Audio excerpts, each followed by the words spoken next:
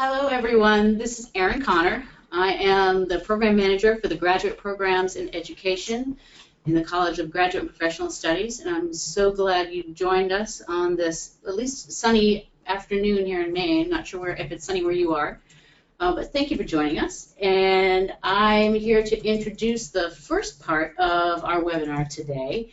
Instructional designers Chris Malmberg and Kathy Swain are going to walk us through some tips and tricks for setting up the first week before and just the first week of your new course. So I'll pass it off to Kathy and Chris. Hi. In the few days prior to the course start, you should introduce yourself and establish expectations. Finally, you really need to learn what's in the course before it starts. Believe me, you'll thank yourself later. A few days ago when we were planning this webinar, Elizabeth, one of our other panelists, said, "It's sad when a student doesn't know what his or her teacher's name is." So let's see how you can make sure your students do know who you are.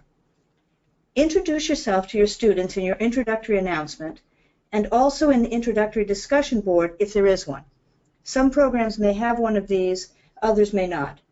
If you do have an introductory discussion board, you may wish to have a more formal introduction in the announcement and a less formal one in the discussion post. For example, you may have a formal-looking photo and information on your academic background in the announcement, while in the discussion board you tell them something you enjoy doing and maybe include a photo of you and your pet. Remember, you're not limited to text in the Blackboard. You can use all sorts of media when communicating with your students. Feel free to be creative. The supplemental document for this webinar is full of links to tutorials we've made on how to use media in this way. Here's an example of an introductory video. Thanks to Carolyn Marcotte for giving us permission to show it. It's a great example of how you can use media to greet your students. She did this with tools that just about all of us have, and I promise it's easy. Again, look to the supplemental documents for instructions and tutorials on how to record and caption your videos.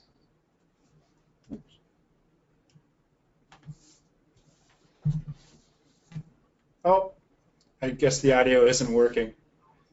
Educational change, school reform.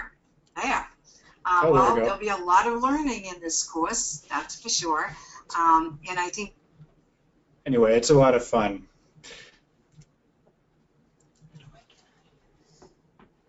There we go. Hey everyone, it's Chris. And make sure your students know how to contact you. Hold on, I'm actually monitoring the audio at the same time as I'm speaking, so I'm getting delay. Hold on, just a second. That's much better. If anyone's ever been in that position before, you know it's impossible to speak. Hey everyone, make sure your students know how to contact you, whether, for instance, it is best for them to use course messages or email. Let them know what your office hours are and what method will work best for talking with you. Do you prefer phone, Skype, or Google Hangout? Also, let them know that they can make arrangements for other meeting times if they are unavailable during your office hours. Let them know that they can expect a response from you to questions within 24 hours and that there is a 72-hour turnaround time for grading. Finally, let them know how you plan to reach out to them. Will you post a weekly announcement? Will you use course messages? Other things you may include are personal quirks that you think are relevant. I am a stickler for APA formatting, for instance, or I will be happy to look at earlier drafts of a paper before it is due, or I'm not going to be looking at earlier drafts of a paper before it is due. I don't respond to emails after 4 p.m. until the next day. I think data from this particular source is suspect, you know, Wikipedia or what have you. Just personal things that might actually, you know, make your course a little bit different, a little bit distinct from the other courses that the student might take. Those are important things to communicate at the outset so that students understand from the beginning where they stand. Here's a good example, thanks to Diana Dowd for this really succinct, concise, and really just perfect distillation of all the real basic information that you really want these introductory announcements to have. We have her introduction at the very top, and then immediately following that we have her telling them how they can contact her, and then when. during the week. She is regularly available. And then she has a very concentrated, distilled list of recommendations for success that is really fantastic. And then she closes with just a very brief but very, encouraging message. I look forward to working with you in the coming months. This is not a template necessarily, and it is an example of a very concise way of greeting your students, but it does everything very well and very cleanly, and so we thought it was a very great example. A message to everyone who's watching this, you can actually find a link to these slides directly in case you have any trouble reading anything in the supplemental document. And it's, I think, really important to stress that the purpose for all of this infrastructure is, believe it or not, to make up for the lack of shared physical space. Online feels pretty unreal a lot of the time. It can be easy to lose faith in the existence of your classmates or even the existence of your teacher. Clear rules take the place of corporeal walls. They establish the physics to which the space adheres. So that's the big reason that we want all of these rules from the outset, is that when students step into this online space, they feel the reality of this virtual learning environment. While planning this webinar, Kathy told me how Friday morning Kathy thanks Thursday night Kathy when Thursday night Kathy had the wherewithal to pack a lunch for the start of Friday morning Kathy's hectic day. This is a basic principle that we can all relate with. Planning ahead pays off. It's the truth in these courses as well. Look ahead in your course to spot areas for potential points of confusion. The more familiar you are with the course, the better your chances of heading off confusion before it arises. Use your weekly announcements to clear up any potential misunderstandings and to point out large upcoming assignments. You can write a lot of these announcements ahead of time, even before the course starts. For example, remember that next week you will be submitting your first project. If these milestone announcements are written ahead of time, you will have more time to focus on the other aspects of the course and can always update them as needed. Olga is going to go into a very efficient way of learning your course after this presentation part of the webinar ends, and she'll jump right into Blackboard and lead you through a series of steps that are a very efficient way of learning all of what we just talked about. After the course starts, pay careful attention to what's going on with your students. If you notice that a student is not logged in, or is not participating in the discussions, or not turning in assignments, reach out to the student and also to the student support specialist. Direct contact with their instructor could provide the nudge the students need to get working. It also lets them know that you're aware of what they are doing or are not doing, and that it matters to you. The sooner that either you or the student support specialist can reach out to the student, the better chance the student will have to be successful in your course. On this slide is an example of how many instructors use the Course Grade Center to check on student engagement. As you can see here, we don't have to worry about Love Math or Good Study, but we should reach out to Surf Dude and also talk with a student support specialist about him. Here's Elizabeth to talk more about the role of student support.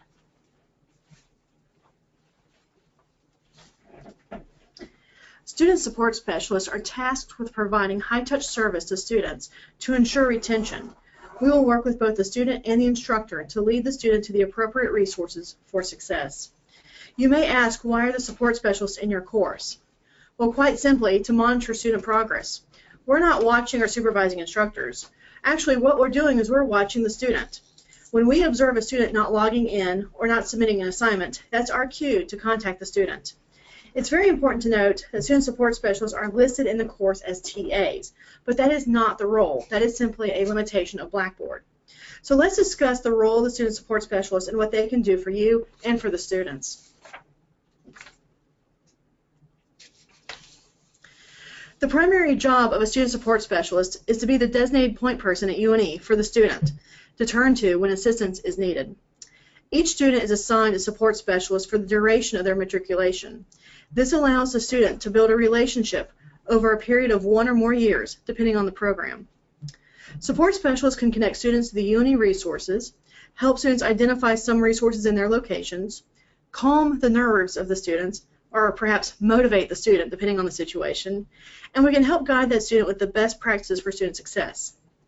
At a minimum, each student is going to receive one call every session from their support specialist. So every 8 weeks, again, at a minimum, a student's going to hear from us. One way we can really help instructors is by tracking down the missing students. So we can help guide students on how to communicate with instructors, and finally, we can help coordinate in unusual situations. So in the case of Surf Dude not logging into his course, please contact one of the support specialists.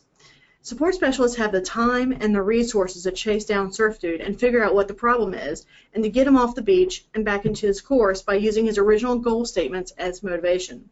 We will keep you posted as to what we learn and help coordinate any decisions you may make as an instructor, such as deadlines for a makeup assignment. If you learn that a student is having a personal crisis, please notify student support as soon as possible so we can help support that student.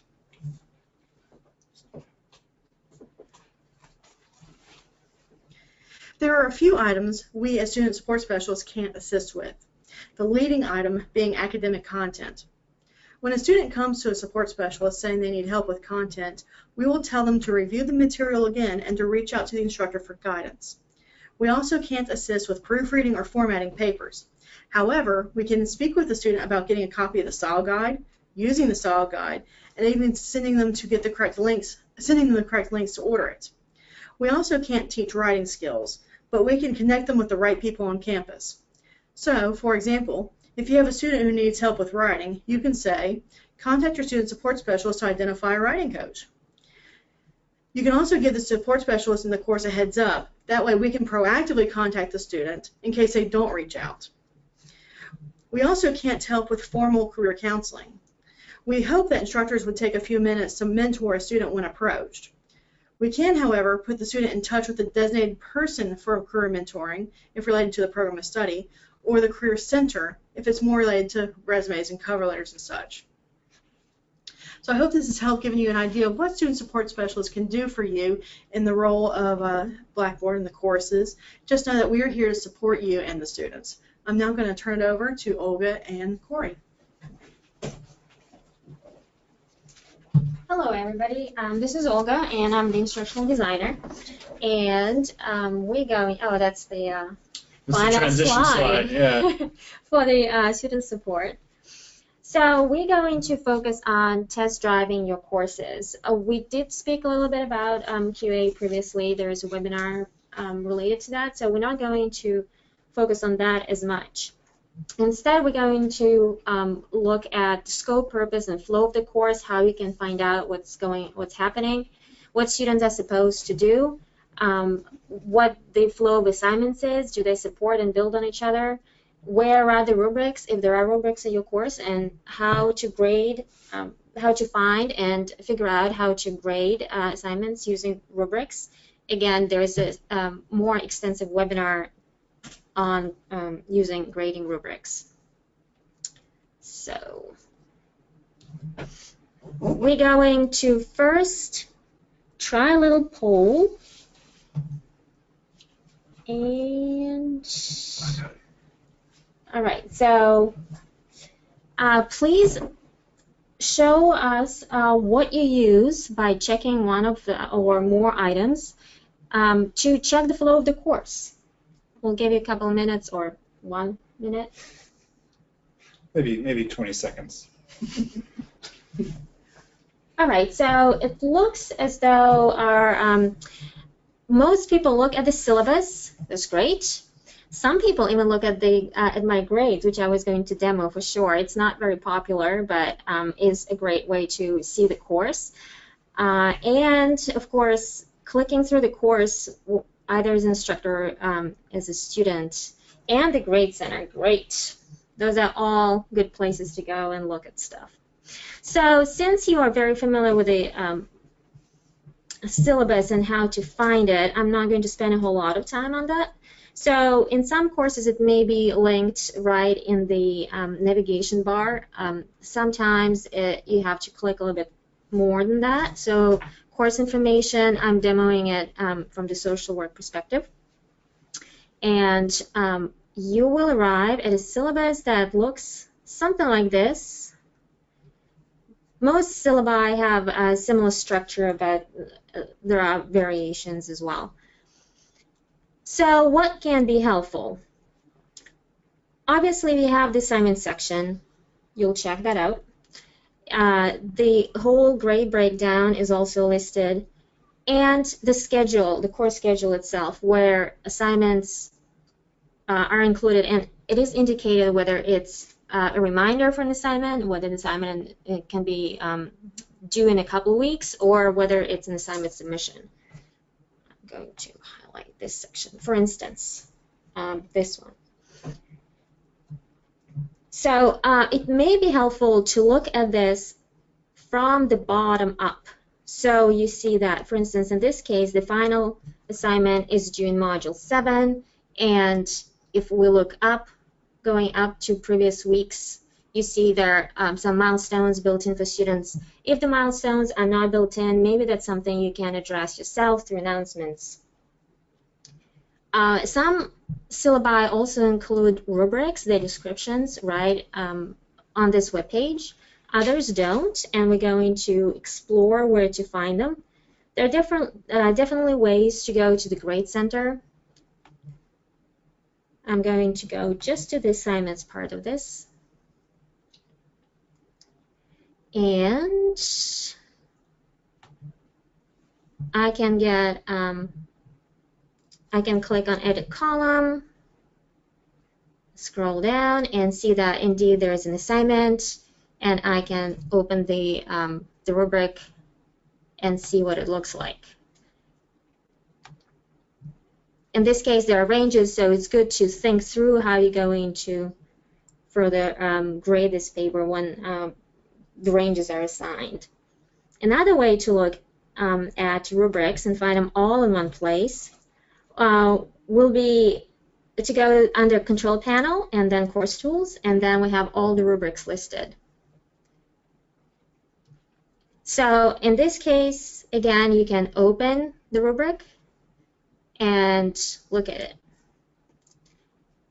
But I also wanted to point out that you can find those assignments. Let me pull up a different course. Sometimes if assignments are listed and grouped all together, the description of the assignment in the preview mode, you can see everything at once.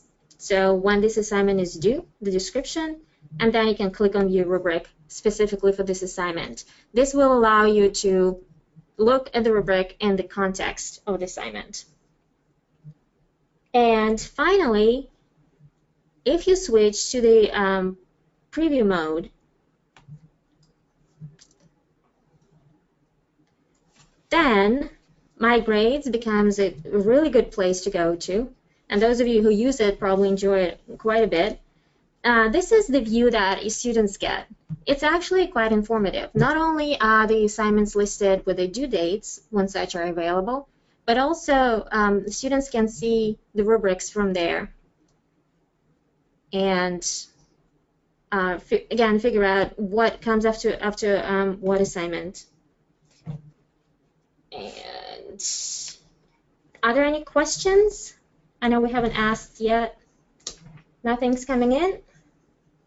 No questions so far. I just want to say, actually, like, even working as an instructional designer for years now with Blackboard, I didn't know, and maybe I should be more embarrassed about this, how useful the My Grades view could prove to be for seeing all of the assignments in context and in order. I'm going to do that now. But actually, I wanted to point out as well that sometimes if you expect that some assignment, and this is basically a translation of the grade columns in a different view, if you expect the rubric to be there and it's not, talk to your instructional designer and verify that indeed the rubric should be linked there and it should be visible to students. Because sometimes, even though there are rubrics attached to assignments or discussion forums, they may not be visible to students, and then students will not get the feedback, and you want them to. And this is all part of that, right, Olga? Because we want them to be looking for any problems. Absolutely, yes. As you're familiarizing yourself with the course, if something doesn't look right, reach out to your ID and figure out what may be happening. It's always good to get clarification ahead of time. So with that, I'm going to pass the baton to Corey.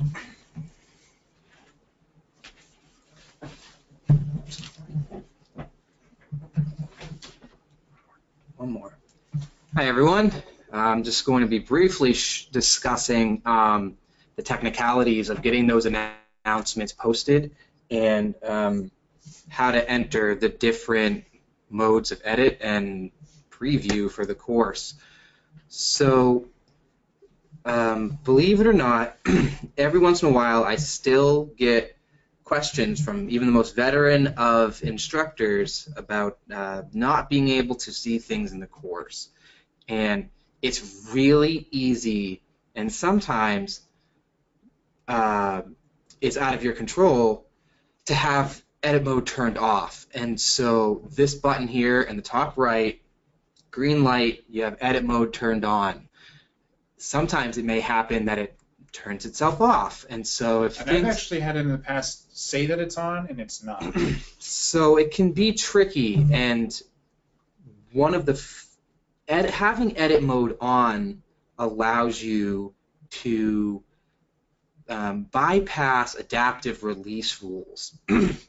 Adaptive release for both for all the courses dictate when a student can see content, whether it is being released because they have completed an assessment or it is being released because they are at a particular day of the week.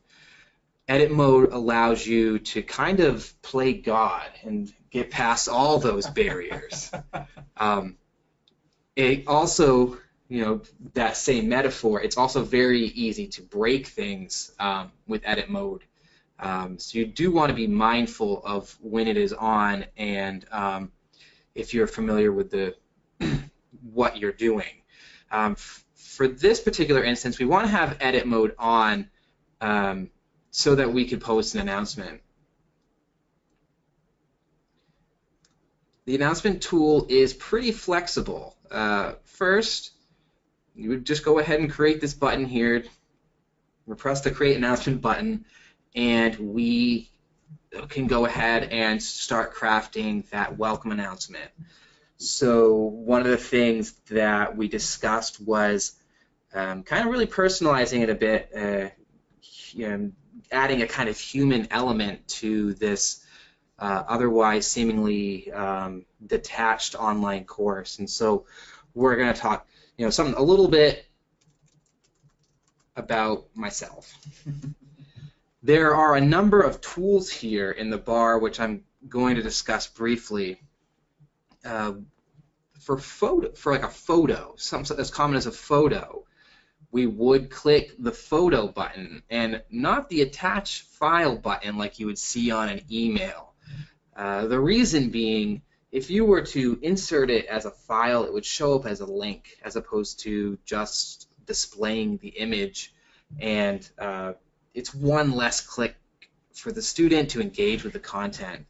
And so I'm going to click on that photo button and browse my computer for an image. And so I am searching for the image I want, and it is somewhere on the desktop. Chris, there we go. There we go. I find a picture of my son, and it should load. It was a pretty big picture. It was a pretty big picture. We'll take a look. Going by the seat of my pants here. And so we would want to, for a welcome announcement, we'd want to display that right away. So it's not going to be a date restricted or scheduled announcement. We're going to display this announcement right away. And maybe Yeah, I think it is going to be broken. it was a big Why? picture. Well, you are a photographer. Hey! There it is. So it worked as intended all along. So I have personalized my course a little bit by showing a photo of my handsome young son. And there's a couple things that we can do from here now that we have an announcement in the course. This yellow striped line here indicates that we can move this around. One of the privileges that Edit Mode affords you is the ability to reorganize content for better or for worse, and there's the ability to keep an announcement at the top. And this is particularly useful in these courses that I am the instructional designer for, where we have a somewhat open enrollment structure to keep that welcome announcement at the top. And so by default, will new announcements always appear at the top? No, by default, new announcements will appear sequentially. If you want to pin it, as it's called, you would drag it above this line that says new announcement appear below this line. What this does is ensure that my welcome announcement, which does include stuff that's relevant throughout the entire length of the course, such as my contact information or office hours, will always be seen first in this announcement page. And then you have the more date-pertinent information appearing below it.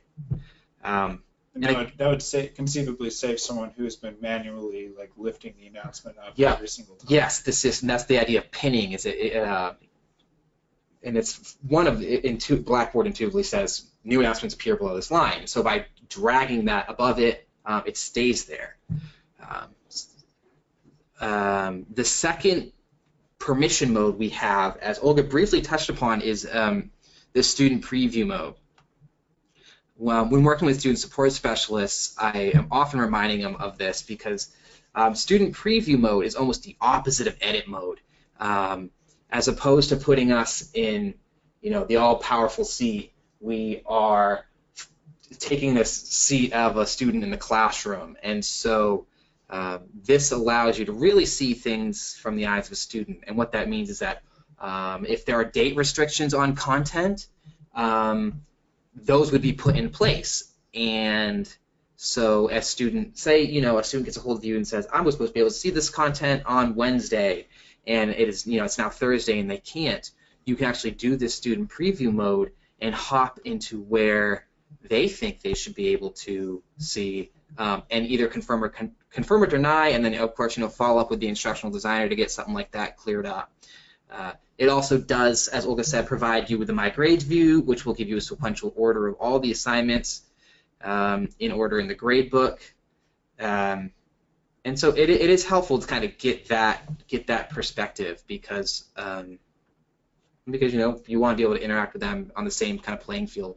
Yeah, a student might ask why they can't see something, and then you see it, and the conversation reaches an unbreachable gap because you don't understand that it isn't actually there for them. Because again, going all the way back to the metaphor of the actual physical classroom, you want to be able to stand in the same room as your students and see what they see. And so it's a very, very helpful and often overlooked tool.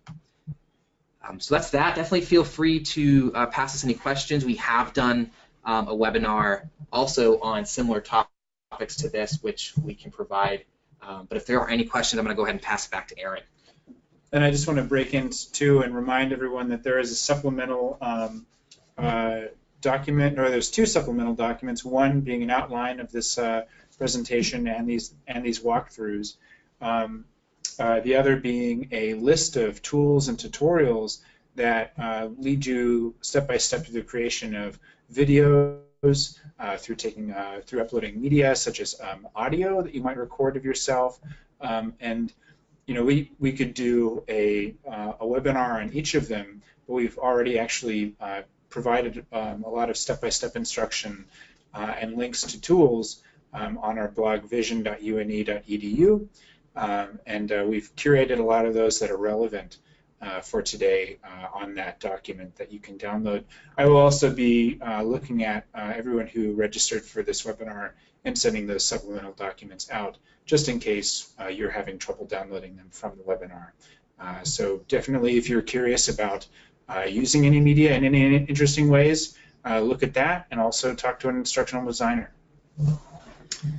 Okay, so if there are no questions for folks to follow up on, I want to thank you for joining us here today and pass the word along. This webinar will be available as a recording, and I believe the program managers send out links to that when they get it. Also, I know there's an opportunity for you to give feedback on this webinar, and we would love to hear your thoughts about what else could be done, what we haven't covered, what we should cover in more depth.